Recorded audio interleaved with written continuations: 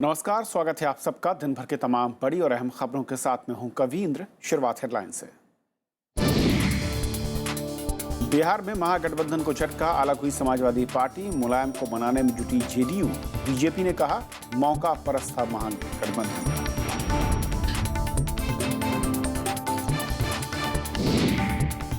One rank one pension मुद्दे पर गतिरोध बढ़ा, पूर्व सैनिकों ने कहा नहीं मानेंगे एक तरफा फैसला, सरकार पर ठोस प्रस्ताव न देने का आरोप।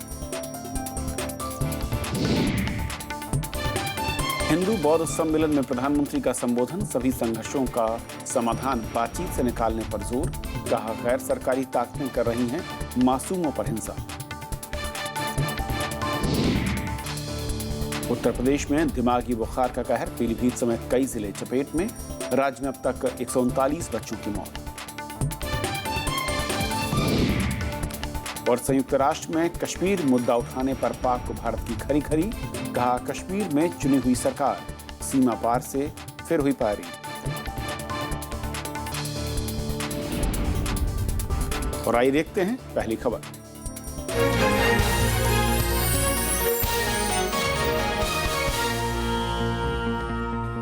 संयुक्त राष्ट्र में जम्मू कश्मीर में जनमत संग्रह कराने की पाकिस्तान की मांग की भारत ने तीखी आलोचना की है। लोकसभा अध्यक्ष सुमित्रा महाजन ने कहा है कि जम्मू कश्मीर में चुनी हुई सरकार है और ऐसे में ये मांग बेमानी है। न्यूयॉर्क में विश्व स्पीकर सम्मेलन में उन्होंने साफ कहा कि कश्मीर भारत का अभिन्न अंग है। संयुक्त राष्ट्र के चौथे विश्व स्पीकर सम्मेलन में पाकिस्तान की तरफ से जम्मू कश्मीर में जनमत संग्रह कराने की मांग पर भारत ने कड़ी आपत्ति जताई है। लोकसभा अध्यक्ष सुमित्रा महाजन ने इसे बेमानी करार दिया। उन्होंने सख्त लहजे में कहा कि पाकिस्तान सम्मेलन की थीम पर बात नहीं कर रहा, बल्कि द्विपक्षीय मुद्दे उठा रहा है।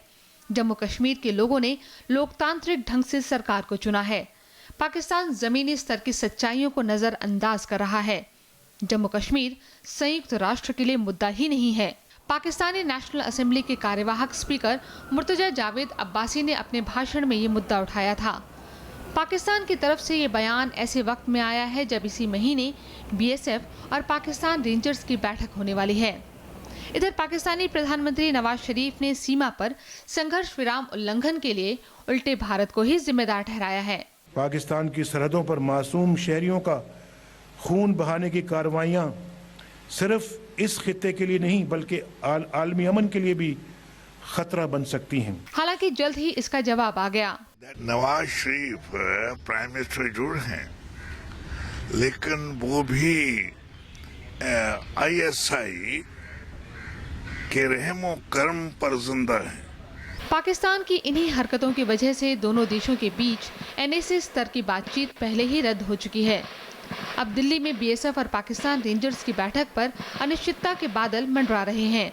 सिर्फ अगस्त में पाकिस्तान 55 बार संघर्ष विराम तोड़ चुका है। इस साल अब तक करीब 250 बार सीमा पार से फायरिंग हो चुकी है। Bureau report, Rajya Sabha TV. और पाकिस्तान एक बार फिर सीजफायर का उल्लंघन करते हुए जम्मू कश्मीर के पुंछ सेक्टर में गोलीबारी की है। इससे पहले राज्य के कुपवाड़ा जिले में हंदवाड़ा में सुरक्षा बलों ने 4 आतंकियों को मार गिराया। इस अभियान में सेना का एक जवान भी शहीद हो गया। पिछले 24 घंटे में उत्तरी कश्मीर में आतंकियों के खिलाफ ये सुरक्षा बलों की दूसरी सफलता है। इससे पहले 23 अगस्त को भी हंदवाड़ा में ही 3 आतंकी मारे गए थे। वहीं बारामूला जिले के रैफियाबाद में सेना ने एक आतंकी को मार गिराया था। और इस पूरे मसले पर और बातचीत करने के लिए हमारे साथ खास मेहमान सुहासिनी हैदर हैं, राजनयिक संपादक द हिंदू से। सुहासिनी, स्वागत है आपका। और हमारे संवाददाता अखिलेश तुमन हमारे साथ हैं। अखिलेश, सबसे पहले आपसे, जिस तरीके से पूरा ये सम्मेलन था और यहाँ पर स्पीकर्स मैं कहूँ कि मीट, उसमें इस तरह के से पाकिस्तान ने कश्मीर मसले को बीच में घुसाने की कोशिश की, हालांकि भारत ने करारा जवाब जरूर दिया है। किस तरीके के मायने हैं और क्या ये माना जाए कि अब पाकिस्तान अगर पिछले 1 महीने के उसके तमाम कदमों को देखा जाए तो कहीं से भी ऐसा नहीं लगता है कि वो सुलह या शांति की तरफ बढ़ना चाहता है? देखिए कविंद्र, अभी कुछ दिन पहले की बात है जब पाकिस्तान ने जो एक कॉमनवेल्थ पार्लियामेंट्री फोरम की बैठक होने वाली थी सितंबर अक्टूबर में, उसमें पाकिस्तान ने जम्मू कश्मीर के जो स्पीकर हैं उनको नहीं बुलाया और इसी आधार पे जब फोरम ने उन पर दबाव डाला तो उन्होंने उसको इस्लामाबाद से बाहर करने की बात कर दी, मतलब अब वो इस्लामाबाद में नहीं होगा। तो आप समझ सकते हैं पाकिस्तान में एक तरह के जम्मू कश्मीर मसले को जोर शोर से उठाने की तैयारी है, और इस तैयारी का कारण ये है कि पाकिस्तान में एक तरह की बौखलाहट है। भारत जिस तरह से सीमा पर लगातार जो जवाब फायरिंग हो रही है, उसकी जवाबी फायरिंग भारत से हो रही है, आतंकवादी पकड़े जा रहे हैं और पाकिस्तान पूरी तरह बेनकाब हो चुका है। और ऐसे में पाकिस्तान के पास एक ही चारा बचता है, वह जम्मू कश्मीर का मामला।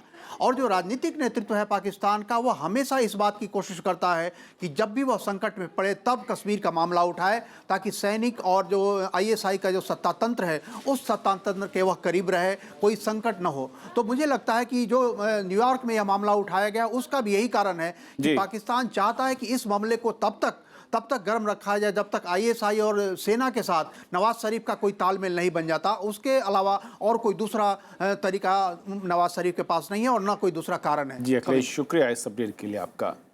सुहासिनी, इस तरीके से पूरा मसला रहा है और आज जो यूएन में हुआ, किस तरीके से आप देखती हैं? क्या पाकिस्तान की हताशा आपको दिख रही है इसके पीछे, या फिर हम कहें कि जो एक के बाद एक इंसिडेंट हुए हैं, अगर उनको घटनाक्रमों को जोड़ा जाए तो क्या संकेत मिलते दिखते हैं अब?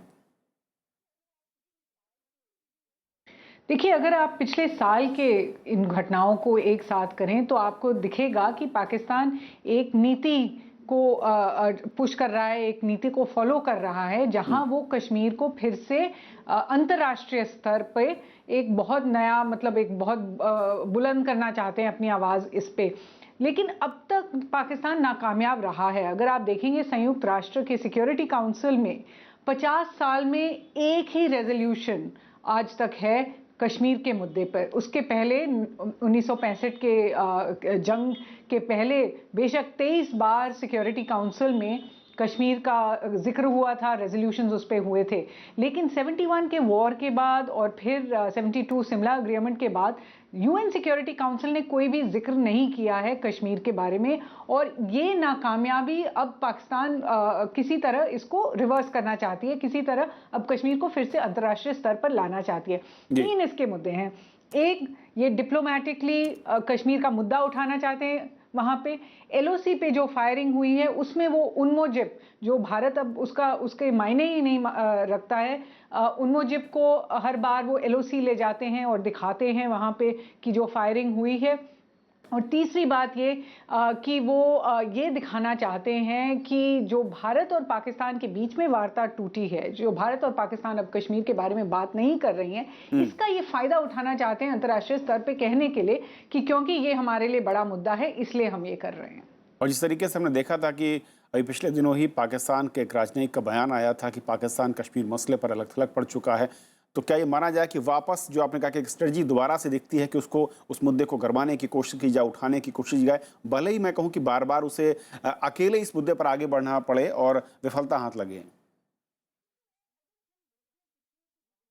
बिल्कुल। और अगर हम देखें पिछले कुछ दिनों में जो भी बयान आए हैं, वाशिंगटन से भी बयान आया है, चीन से भी बयान आया है, उनमें उन्होंने इतना ही कहा है कि भारत और पाकिस्तान को अपना डायलॉग फिर से शुरू करना चाहिए। उन्होंने ये भी कहा है कि एलओसी पे शांति होनी चाहिए, लेकिन हर बार उन्होंने यही दोहराया है कि जो भी मुद्दे हैं पाकिस्तान और भारत के बीच में हैं, ये द्विपक्षीय मुद्दे हैं। तो इस नाकामयाबी को रिवर्स करने का क्या तरीका है, पाकिस्तान वही देख रहा है कि किस तरह से ये कर सकते हैं। और क्या यही वजह थी सुहासिनी, आप देखती हैं कि जो डायलॉग होना था नेशनल लेवल पर, उसमें इसी मसले को लेकर पाकिस्तान ने बाद में अड़ियल रवैया अपनाया, जिसका भारत ने कड़ा विरोध भी किया और बातचीत नहीं हो सकी? देखिए, जो एनएसए का मसला है मुझे लगता है थोड़ा अलग है। कुछ यहाँ पर अगर आप देखें, पाकिस्तान का नज़रिया था कि जब उफा के एग्रीमेंट के बाद वो थोड़ा बैकफुट पे हो गए थे, क्योंकि जम्मू कश्मीर का मुद्दा उस उफा एग्रीमेंट में नहीं था, तो वो किसी तरह से आपको जो भारत सरकार मानती है किसी तरह से इन टॉक्स को रद्द करवाना ही चाहती थी। तो ये इनका ज़रूर मकसद था। इसके अलावा मुझे लगता है कि वहाँ कुछ कम्युनिकेशन गैप भी था, क्योंकि भारत और पाकिस्तान के बीच में जब वहाँ प्रधानमंत्री स्तर पे मिल रहे हैं, उनकी कोई अग्रीमेंट है कि एनएसए के टॉक्स होंगे, तो बेशक ये भी अग्रीमेंट होनी चाहिए कि क्या ग्राउंड रूल्स हैं इन टॉक्स के लिए? क्या एजेंडा होगा और क्या हुर्रियत का मसला फिर से एक मुद्दा बन जाएगा या नहीं? और मुझे लगता है वहाँ पर कम्युनिकेशन गैप दोनों ही तरफ से शायद कुछ गलतियाँ थी, लेकिन इतना ज़रूर है कि कश्मीर के मुद्दे पे जो रुख पाकिस्तान अब अपना रहा है ये एक शिफ्ट है, और पाकिस्तान मानता है कि भारत ने भी एक शिफ्ट लिया है अपने रेड लाइंस बनाकर। तो अब देखना पड़ेगा कि अगले किसी वार्ता में क्या ग्राउंड रूल्स बन जाएंगे, क्या रेड लाइंस बन जाएंगे दोनों देशों के बीच में। जी सुहासिनी, बहुत बहुत शुक्रिया आपका इस पूरी बातचीत के लिए। और ये थी हमारी पहली खबर। छोटा सा ब्रेक लेंगे, ब्रेक उस पार दिन भर की दूसरी बड़ी खबर।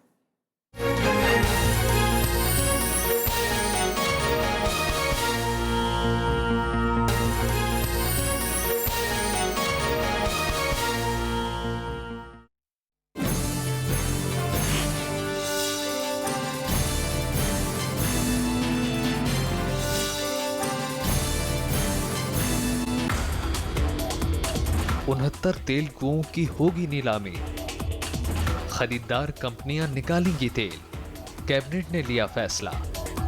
जानिए क्या है तेल का खेल। देखिए RSTV विशेष तेल की नीलामी शाम 7:30 बजे।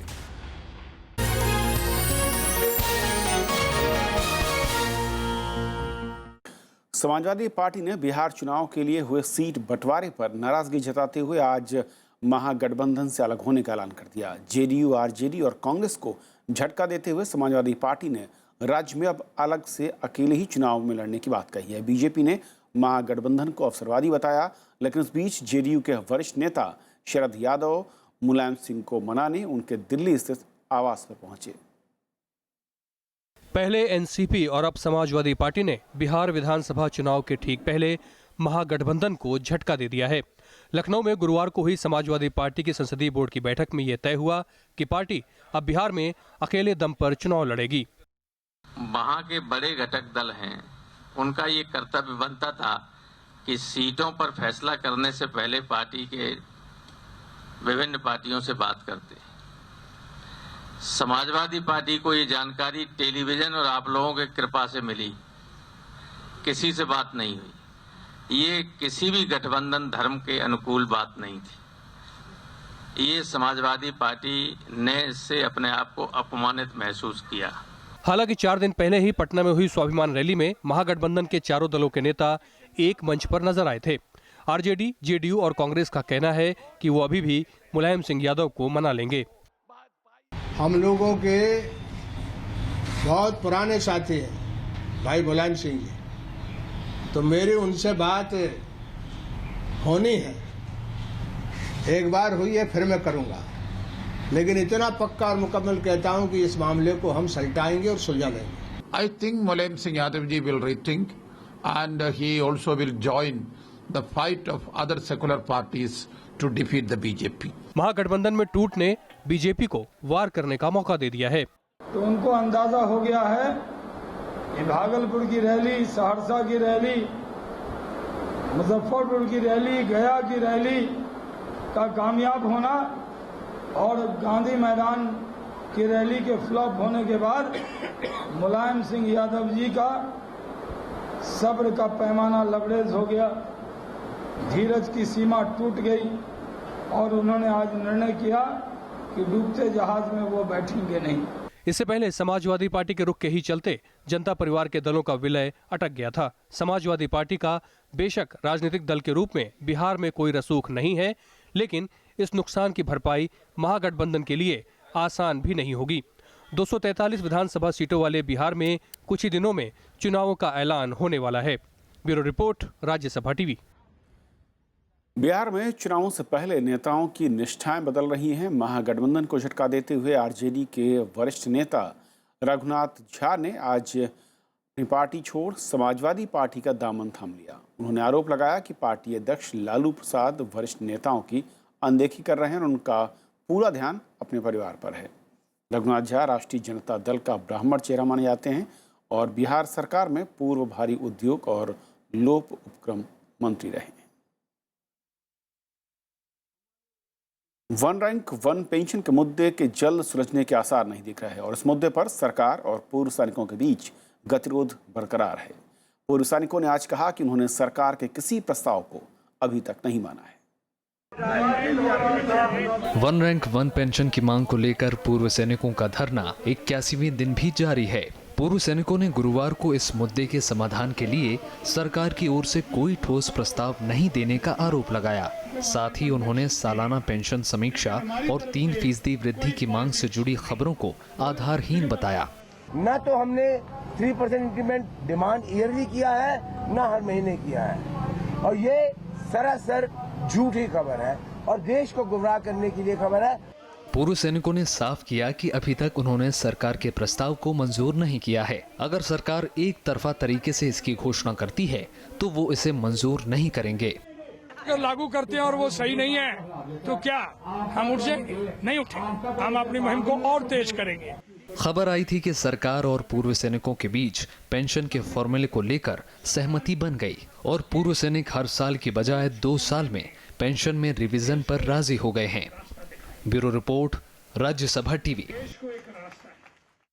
आरएसएस बीजेपी की समन्वय समिति की बैठक के दूसरे दिन राष्ट्रीय सुरक्षा, जाति जनगणना के आंकड़ों सुधार जैसे कई मुद्दों पर चर्चा हुई। 3 दिन की समन्वय बैठक में आरएसएस, सरकार और बीजेपी के वरिष्ठ नेता अर्थव्यवस्था, कृषि और शिक्षा समेत कई मुद्दों के साथ सामाजिक, आर्थिक और सांस्कृतिक और शिक्षा से संबंधित मुद्दों पर चर्चा कर रहे हैं। इस बैठक के सत्रों में बीजेपी के वरिष्ठ नेता और कई केंद्रीय मंत्री शिरकत कर रहे हैं। शुक्रवार को प्रधानमंत्री नरेंद्र मोदी बैठक में शामिल होंगे। आरएसएस और उससे जुड़े 15 प्रमुख संगठनों के करीब 100 शीर्ष पदाधिकारी इस बैठक में शामिल हैं। प्रधानमंत्री नरेंद्र मोदी के स्वच्छ भारत अभियान से जुड़ी वरिष्ठ आईएएस अधिकारी विजय लक्ष्मी जोशी ने वीआरएस लेने की इच्छा जताई है।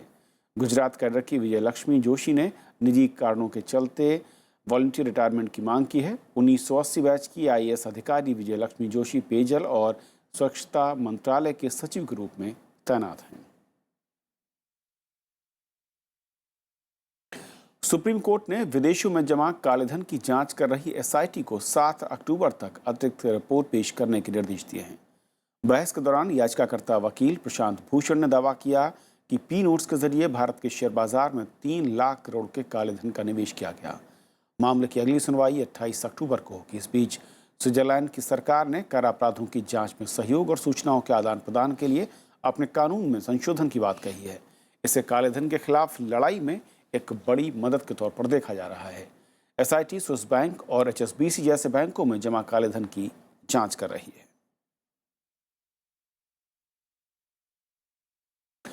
प्रधानमंत्री नरेंद्र मोदी का मानना है कि दुनिया में मौजूद सभी संघर्षों का समाधान बातचीत के जरिए निकाला जा सकता है। प्रधानमंत्री ने दिल्ली में आज वैश्विक हिंदू बौद्ध संवाद पहल को संबोधित किया। उन्होंने मध्य पूर्व के देशों में हिंसा और आतंकवाद को दूर करने के लिए बातचीत का सहारा लेने की अपील की। प्रधानमंत्री नरेंद्र मोदी ने मध्य पूर्व एशियाई देशों में जारी हिंसा को विश्व शांति के लिए खतरा करार दिया है। गुरुवार को अंतर्राष्ट्रीय हिंदू और बौद्ध सम्मेलन को संबोधित करते हुए उन्होंने सीरिया और मध्य पूर्व के देशों में सक्रिय आईएसआईएस तत्वों को आगाह किया। संवाद के महत्व पर जोर देते हुए नरेंद्र मोदी ने कहा कि हिंसा में लिप्त तत्वों को अपनी मांगे बातचीत के जरिए सामने रखनी चाहिए। Nature of warfare is changing and the changes are increasing. What took 100,000 men or prolonged battle can now happen through the click of a button in a span of minutes.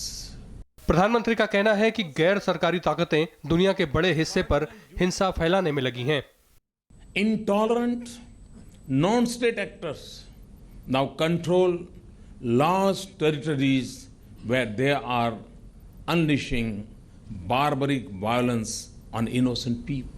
इस मौके पर प्रधानमंत्री ने जलवायु परिवर्तन पर भी ध्यान खींचा। उन्होंने कहा कि गरीबों पर इसका सबसे ज्यादा असर पड़ रहा है।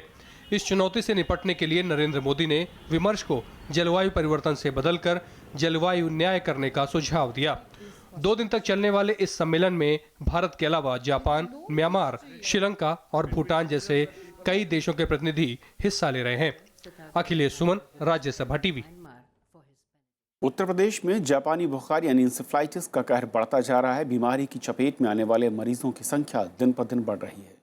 परेशान करने वाली बात यह है कि बीते कुछ वर्षों के आंकड़े बताते हैं कि इस बीमारी से अपनी जान गंवाने वाले मासूमों की संख्या हर साल बढ़ रही है और प्रशासन इस पर लगाम लगाने में नाकाम रहा है।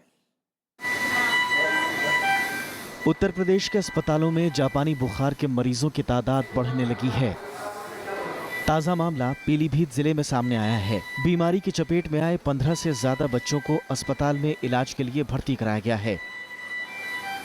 तो पहले बुखार था, बुखार के बाद ले आए सदर में, वहाँ भर्ती किए। सदर में भर्ती किए, उसके बाद जो है उसको सर्दी झटका आ गया और झटका करके 2-3 दिन वहाँ ठीक था। फिर वहाँ से बोले कि ले जाओ मेडिकल कॉलेज, तो हम सर्दी वहाँ से भाग करके फिर यहाँ पे आ गए। जापानी बुखार एक जानलेवा बीमारी है जिसका वायरस मानसून में ज्यादा फैलता है। बीते 5 सालों के आंकड़ों पर नजर डालें, 2011 में 1365 मरीजों में से 94 की मौत हो गई। 2012 में 1765 बच्चे बीमारी की चपेट में आए, जिनमें से 232 मासूमों की जान चली गई। 2013 में बीमारी ने अपना दायरा बढ़ा लिया और 2322 लोग बीमार हो गए और 365 लोगों की मौत हो गई। 2014 में भी इस बीमारी ने 1923 मरीजों को अपनी चपेट में लिया, जिनमें से 432 को अपनी जान गंवानी पड़ी। इसी साल अब तक 670 बच्चे इस बीमारी के शिकार हो चुके हैं, जिनमें से 139 की मौत भी हो चुकी है। हर साल ये बीमारी कई मासूमों की जान ले रही है। बावजूद इसके राज्य में अभी भी स्वास्थ्य व्यवस्थाओं की काफी कमी है। एक मरीज बेहोश मरीज के इलाज में 3-3, 4-4 डॉक्टर लगते हैं, तभी भी 1-1.5 घंटा लग जाता है। तो हमारे पास जब 150-200 बेहोश मरीज रहेंगे तो उनका इलाज एकदम से कैसे होगा? तो इतने लोगों को इलाज करने के लिए किसी भी एक संस्थान में तुरंत व्यवस्था करना मुश्किल है और तुरंत उपचार करना मुश्किल है। प्रशासन इस महामारी पर रोकथाम के तमाम दावे करता है, लेकिन बच्चों की मौत का बढ़ता आंकड़ा इन दावों की पोल खोलता नजर आ रहा है। Bureau report, Rajya Sabha TV. Odisha के कंधमाल में साल अप्रैल से जुलाई के बीच 154 नवजात की मौत हो चुकी है, जिनमें से 64 का फुलबनी के जिला अस्पताल में इलाज चल रहा था। उधर कटक के जिला अस्पताल में पिछले 2 हफ्ते में 65 बच्चों की मौत हुई। डॉक्टरों के मुताबिक बच्चों का कम वजन, समय पूर्व प्रसव और अस्पतालों में प्रसव न कराना मौत की बड़ी वजह है। परिजनों का आरोप है कि बच्चों की मौत की वजह सरकारी अस्पताल में लचर सुविधाएं हैं। राष्ट्रपति प्रणब मुखर्जी का मानना है कि भारतीय अर्थव्यवस्था में निवेश की अपार संभावनाएं हैं। भारतीय इंजीनियरिंग निर्यात और संवर्धन परिषद के डायमंड जुबली समारोह को संबोधित करते हुए उन्होंने कहा कि भारत को बुनियादी ढांचे और मानव पूंजी में ज़्यादा निवेश करना चाहिए और तभी अगले 2 दशक में 8% की ऊंची विकास दर को बरकरार रखा जा सकता है। राष्ट्रपति ने उम्मीद जताई कि भारत चालू वित्त वर्ष में 8 से 8.5% की वृद्धि दर हासिल करने में सफल रहेगा।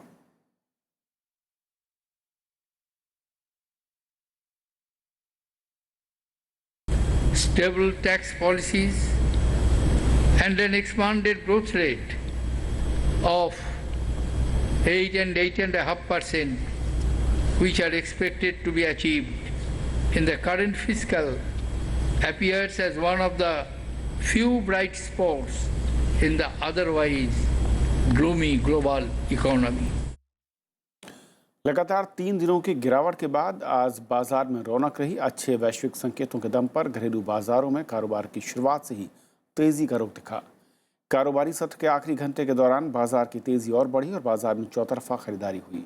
आखिर में सेंसेक्स और निफ्टी 1.25% बढ़कर बंद हुए और BSE 311 अंक बढ़कर 25,765 पर बंद हुआ और NSE 106 अंक बढ़कर 7,823 पर बंद हुआ।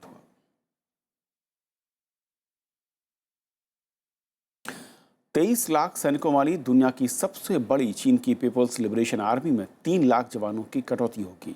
चीनी राष्ट्रपति शी जिनपिंग ने दूसरे विश्व युद्ध में जापान पर विजय की 70वीं सालगिरह के मौके पर इसका ऐलान किया। इस मौके पर चीन की सैन्य शक्ति की झलक भी देखने को मिली।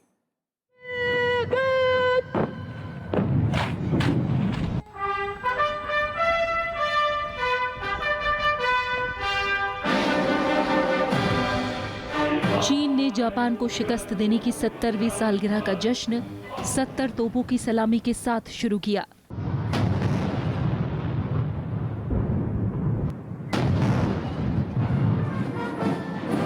बीजिंग के तियानमेन स्क्वायर पर चीन के सैन्य ताकत की शानदार झलक दिखाई दी।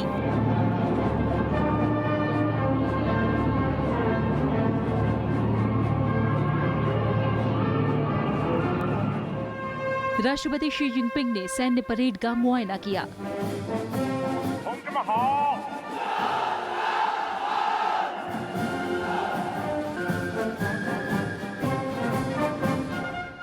उन्होंने ऐलान किया कि चीनी सेना में 3 लाख सैनिकों की कटौती की जाएगी।